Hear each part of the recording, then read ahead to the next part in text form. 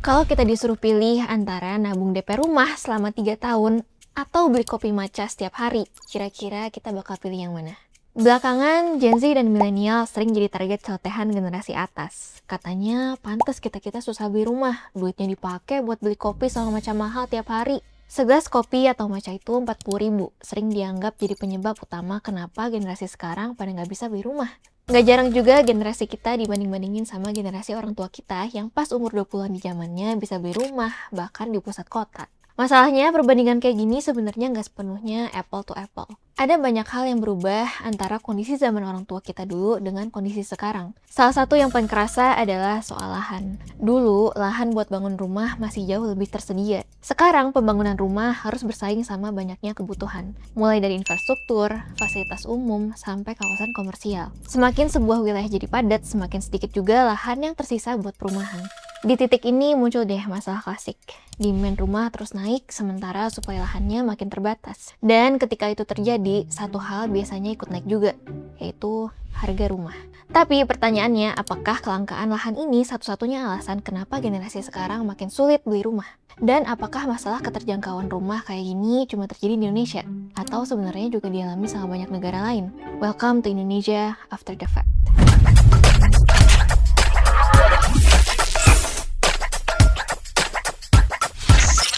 Masih berkutat di perbedaan kehidupan dulu dan sekarang, kita mulai dari yang paling dasar, yaitu supply demand. Di zaman orang tua kita, misal sekitar yang lahir di 1965 sampai 1980, mereka lagi ada di era ketika pembangunan perumahan lagi gencar-gencarnya. Belum lagi dari sisi kreditnya juga jauh lebih tolerable. Bunga KPR waktu itu bisa flat di sekitar 5%-an, dan DP rumah juga belum seberat sekarang.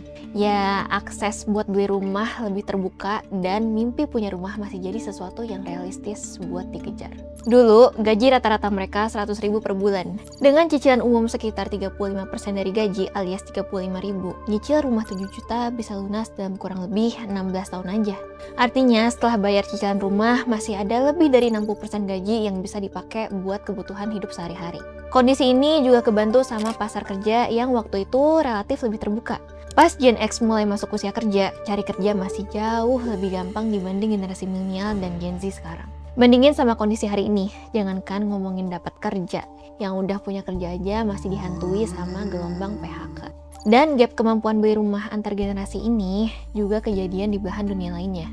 Contoh, Amerika Serikat. Data dari Joint Center of Housing Studies di Harvard nunjukin kalau di tahun 1980-an, harga rata-rata rumah keluarga tunggal di Amerika cuma sekitar 2,5 kali lipat dari pendapatan rumah tangga per tahunnya. Dan menariknya, di era itu justru banyak barang jasa sekunder tersier buat hobi dan hiburan malah lebih mahal. Sedangkan kebutuhan dasar kayak rumah masih relatif lebih terjangkau. Jadi, secara nggak langsung, kondisi waktu itu mendorong Gen X buat lebih prioritasin kebutuhan utama dibanding pengeluaran buat hobi atau sekedar healing. Interesting. Kalau dibandingin sama gaji di zaman orang tua kita dulu, sebenarnya gaji sekarang juga nggak bisa dibilang kecil. 5-10 tahun terakhir, upah minimum di Indonesia terus naik, kisaran 5-8% tiap tahunnya. Bahkan di tahun 2026, angkanya udah nyentuh 5,7 juta. Kalau dibandingin sama tahun 80-an yang cuma 40.000, ini naik hampir 150 kali lipat. Tapi ya harga rumah juga ikut naik sih. Dilansir dari Bank Indonesia, Indeks Harga Properti Residensial atau IHPR punya tren naik yang udah terjadi selama bertahun-tahun. Tren harga naik ini kejadian ke semua tipe hunian, dari rumah kecil, menengah, sampai yang besar. Tapi pertanyaan yang lebih penting sebenarnya bukan cuma gaji kita dan harga rumah naik atau enggak, melainkan seberapa jauh kenaikan harga rumah dibanding pendapatan kita. Nah, disinilah masuk price to income ratio alias perbandingan harga sebuah barang dengan pendapatan tahunan seseorang.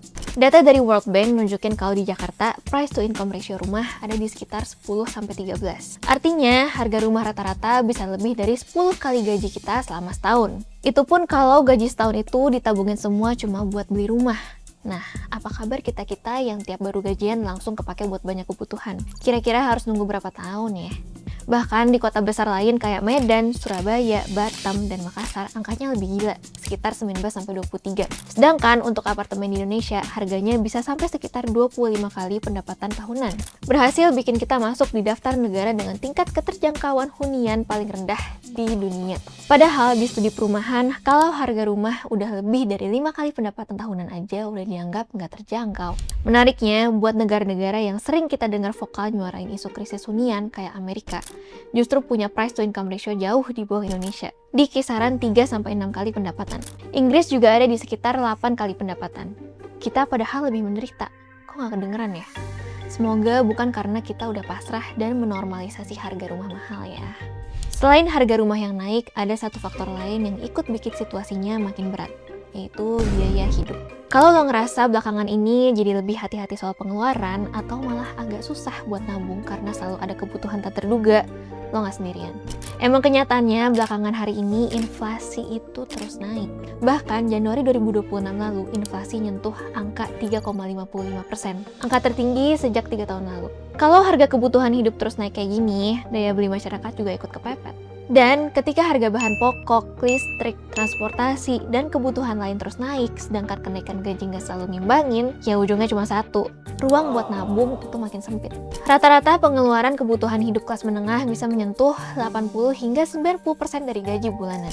Bahkan Februari 2026 lalu, inflasi nyentuh angka 4,76%, angka tertinggi sejak 3 tahun lalu. Bahkan November 2025 lalu, Purbaya juga konfirmasi kalau permintaan sektor perumahan makin melemah belakangan. Ketika biaya hidup naik karena inflasi terus meningkat, namun gaji kita naik gak seberapa, ada kerentanan yang bikin kita nggak bisa catch up dengan standar hidup layak.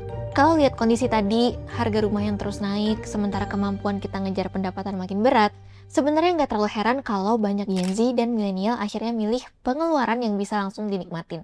Beli kopi, beli gear lari, patungan lapangan padel, dan hal-hal kecil lainnya. Buat sebagian orang, pengeluaran seperti ini bukan cuma soal gaya hidup, tapi juga cara buat tetap waras di tengah tekanan hidup yang makin mahal. Tapi tentunya nggak berarti semua Gen Z dan milenial nggak bisa beli rumah.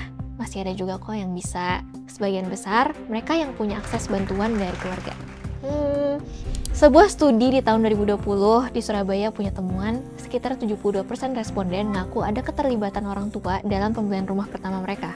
Bahkan rata-rata kontribusi bantuan finansial dari orang tua bisa mencapai sekitar 44% dari harga rumah, hampir setengahnya. Tapi lagi-lagi, tentu nggak semua orang punya privilege itu. Sekitar 5,8 juta rumah tangga milenial dan hampir 500.000 rumah tangga Gen Z di Indonesia sampai sekarang masih belum punya rumah. Di Jakarta sendiri, sekitar 44% penduduknya adalah penyewa kos. Angka ini juga bikin Jakarta masuk ke daftar wilayah dengan tingkat kepemilikan rumah paling rendah di Indonesia, kurang dari 54,5%. Peliknya harga rumah akhirnya bikin Gen Z dan milenial cari cara buat jaga kondisi finansial mereka. Salah satunya lewat investasi. Sekitar 54% investor di pasar modal Indonesia sekarang berasal dari kelompok usia muda di bawah 30 tahun. Tapi tetap aja, hal ini nggak seharusnya bikin kita lupa akan hal yang penting. Rumah pada hakikatnya adalah kebutuhan dasar. Bahkan dalam hukum HAM internasional, tempat tinggal yang layak diakui sebagai salah satu hak fundamental setiap orang. Selain dari sisi pemenuhan HAM, ketersediaan rumah terjangkau dan layak huni juga berkaitan dengan kesejahteraan dan produktivitas. Kalau dilihat dari sisi yang lebih makro, sektor perumahan juga memiliki multiplier effect yang signifikan bagi perekonomian nasional loh. Setiap investasi 1 triliun di sektor perumahan diperkirakan bisa ngedorong peningkatan PDB sampai sekitar 1,9 triliun. Artinya, pembangunan perumahan bukan cuma soal tempat tinggal, tapi juga bisa jadi salah satu mesin penggerak ekonomi. Jadi, ketika akses terhadap rumah semakin sulit, dampaknya sebenarnya bukan cuma ke kewarasan kita-kita, tapi juga ke ekonomi secara keseluruhan. Jadi, mohon bantuannya ya Bapak Ibu pejabat. Selain bahas effort beli rumah atas usaha sendiri, tentunya kita pengen tahu dong sebetulnya apa aja sih peran dan kebijakan negara untuk menjamin kita punya rumah setelah tergopoh-gopoh kerja keras dan menabung. Di Indonesia sendiri, upaya untuk nyediain rumah terjangkau sebenarnya udah dimulai cukup lama. Salah satu program penting muncul sejak tahun 1976, yaitu rumah subsidi. Bantuannya berbentuk subsidi bunga kredit perumahan. Kalau bunga kredit di pasar rumah tinggi, pemerintah akan nanggung sebagian selisihnya. Jadi, bunga yang dibayar sama pembeli rumah jadi lebih rendah dibandingkan bunga pasar. Rumah-rumah subsidi ini juga ada batas atas harga jualnya dan cuma bisa dibeli sama masyarakat yang memenuhi syarat sebagai penerima subsidi. Masuk ke era 90-an, ceritanya mulai agak berubah. Salah satu titik pentingnya terjadi setelah Indonesia masuk ke era desentralisasi, terutama setelah Undang-Undang Otonomi Daerah tahun 1999. Intinya, sejak saat itu, sebagian kewenangan pemerintah pusat mulai dialihkan ke pemerintah daerah, termasuk urusan penyediaan perumahan. Logikanya sebenarnya masuk akal. Pemda dianggap lebih ngerti kondisi wilayahnya sendiri. Mereka yang paling tahu kebutuhan warganya seperti apa, harga tanahnya gimana, dan masalah perumahan di daerahnya ada di mana. Tapi di lapangan gak semua daerah punya kapasitas yang sama buat jalanin program perumahan. Ada yang punya anggaran terbatas, ada juga yang belum punya sistem atau perencanaan yang cukup baik. Akhirnya, bertahun-tahun setelah kebijakan ini berjalan, cuma sebagian kecil Pemda yang benar-benar ngejalanin program subsidinya. Di sisi lain, pengawasannya juga belum terlalu kuat. Jadi, dalam beberapa kasus masih sering muncul masalah. Udah apa lah ya kita? Dari kualitas bangunan yang gak layak, sampai praktek yang sebenarnya gak sesuai aturan. Selain lewat program pembangunan rumah, penyediaan rumah terjangkau di Indonesia juga coba didorong lewat berbagai skema pembiayaan. Salah satunya lewat instrumen perbankan seperti FLPP sejak 2010. Tujuannya memperluas akses masyarakat berpenghasilan rendah alias MBR untuk punya rumah lewat KPR bersubsidi. Bunganya rendah, 5% dan fix sampai lunas. DP-nya juga kecil, 1-5% dari harga rumah. Biasanya lokasi rumah ada di pinggir kota. Terus, siapa yang termasuk golongan MBR? Menurut Peraturan Menteri PKP 5 tahun 2025, MBR adalah mereka yang berpenghasilan 8,5 sampai 14 juta rupiah tergantung zona dan status pernikahan. Meskipun begitu, program subsidi ini ada tantangannya juga. Misal, masih sering terjadi penunggakan cicilan, atau meskipun disubsidi, calon pembeli tetap nggak lolos syarat bankability. Misalnya karena penghasilannya dianggap belum cukup stabil oleh bank. Makanya muncul juga usulan skema lain, salah satunya rent to own. Lewat skema ini, MBR akan nyewa rumah dulu selama 2 tahun. Selama periode itu, kemampuan mereka bayar sewa akan dimonitor. Kalau selama 2 tahun performanya bagus, baru penyewa akan diarahin buat ngajuin KPR bersubsidi ke bank. Tapi sampai akhir tahun lalu, skema ini masih dalam tahap kajian pemerintah. Kementerian PKP berencana ngebentuk kelompok kerja khusus untuk godok program ini lebih lanjut. Terakhir, ada juga satu model penyediaan hunian yang lagi diuji coba di Jakarta. Namanya konsolidasi tanah vertikal atau KTV. Yang menarik dari skema ini, pemerintah nggak cari lahan kosong buat bangun perumahan baru. Sederhananya, rumah kita dan beberapa tetangga digabung dalam satu bangunan vertikal. Program ini dijalankan lewat kolaborasi antar warga, pemerintah, dan juga lembaga filantropi. Pilot project-nya udah diuji coba di Tanah Tinggi dan Palmerah. Sasaran utamanya MBR juga. KTV ini ngejawab 2 persoalan sekaligus. Pertama, soal krisis hunian di kota. Kedua, juga menjawab isu kota yang makin melebar ke pinggiran, yang akhirnya jarak tinggal makin jauh dari pusat aktivitas.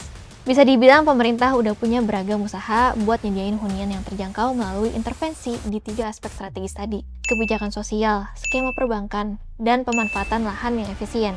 Cara-cara kayak gini juga dipakai di beberapa negara yang relatif berhasil bikin krisis perumahan mereka jauh lebih terkendali. Yang pertama, kita bisa lihat dari Jepang. Di Jepang, jumlah homeless kecil banget. Rasionya cuma 2:100.000.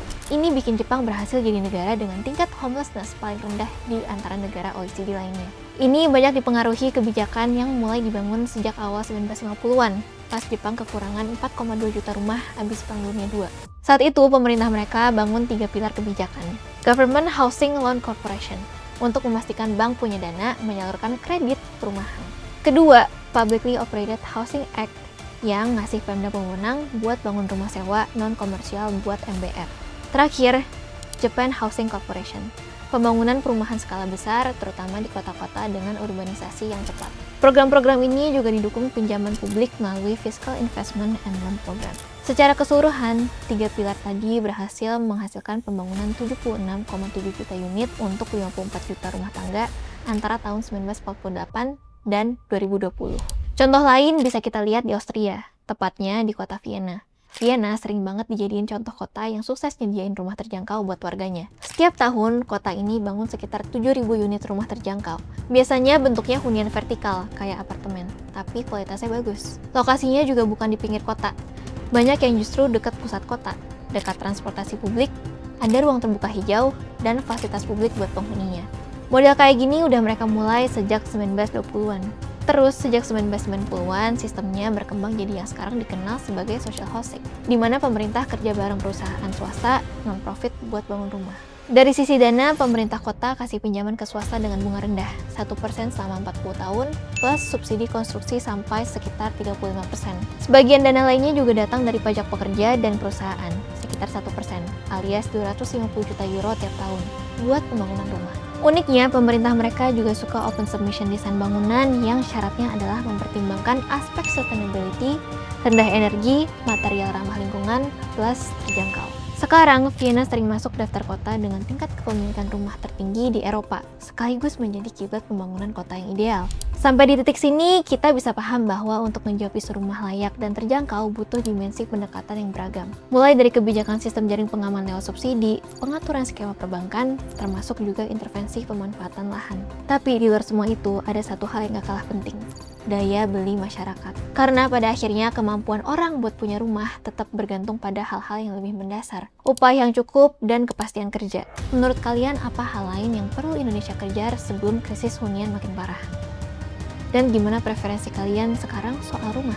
Mending beli atau sewa? Let me know and thank you for watching Indonesia After the Fact.